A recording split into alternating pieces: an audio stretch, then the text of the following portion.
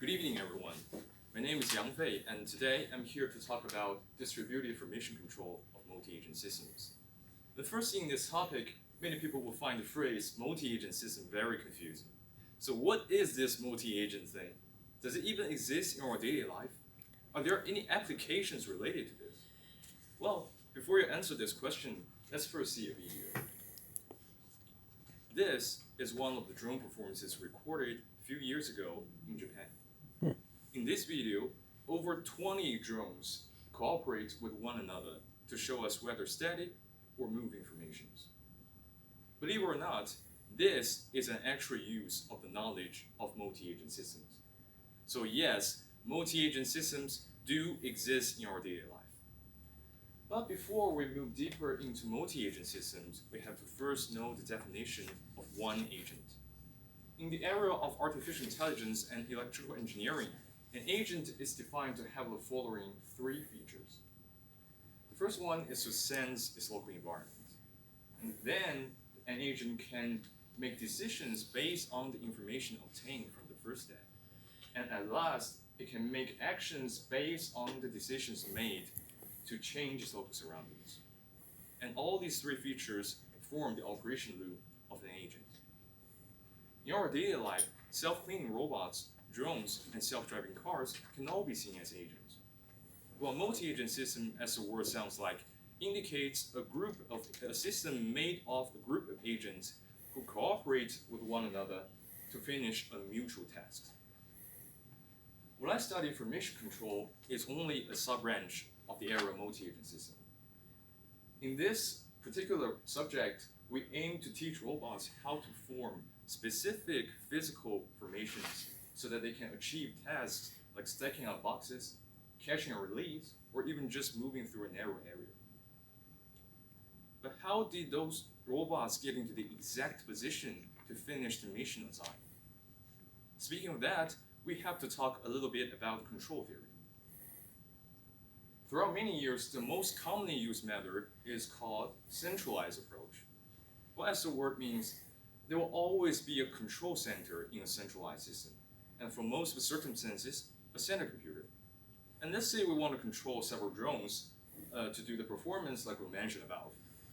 Then within every control period, we have the computer will first receive information from all the drones, calculate information through the algorithm, and send back the control command.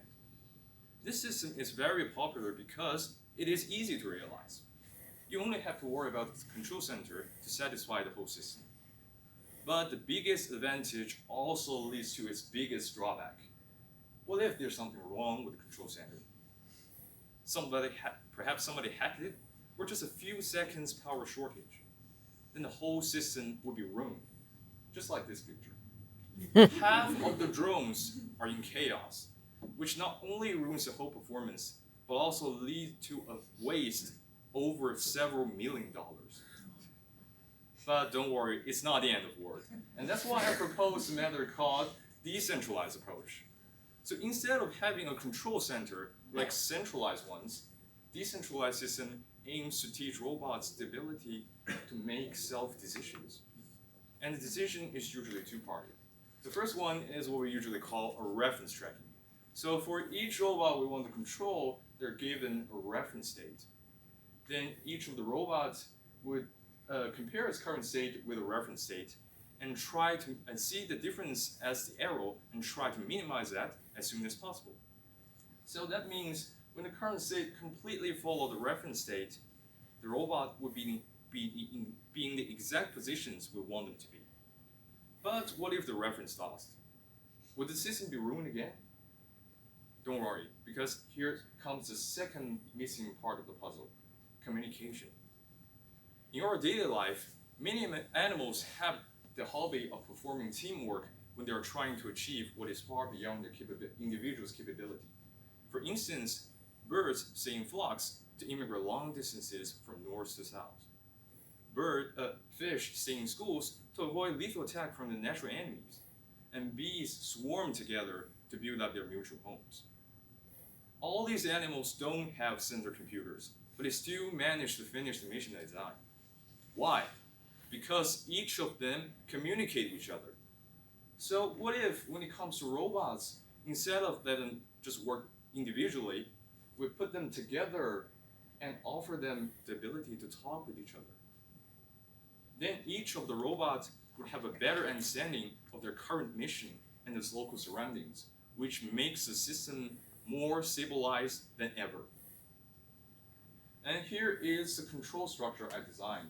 So for each agent, there are 4 major parts: sensors, communication module, permission controller, and motors. So the sensors will help the robots abstract information from its local surroundings very clearly. And the communication module is very essential for 2 important tasks. The first one is receiving reference from the host computer. And the second one is to help perform the information exchange, which is the communication between each agent. And then the permission controller will gather every piece of information it can get and come up with a control command. And for most robots, maybe voltage, currents, force, torque, and send it to the motors. And the motors would make particular movements accordingly so that the robots can achieve what they want to achieve. And in order to test my theory, we also designed our own robot. It's called omnidirectional robots. It's got a very fancy name, right? Because if we look a little bit closer, we can see the wheels are a little bit different from the cars we drive. So instead of using tires, the wheel is equipped with column-shaped moving parts that can actually allow movements perpendicular to the wheels, which makes the system be able to move into any direction, which is omnidirectional. And here is the result I get. So from this video, you can see that 4 robots start from completely random position, and they move to the middle of the lab to form a straight line. Then all 4 of them move right to scan the whole area. And at this point, I artificially just cut the communication module of this robot, which makes it artificially lost, right?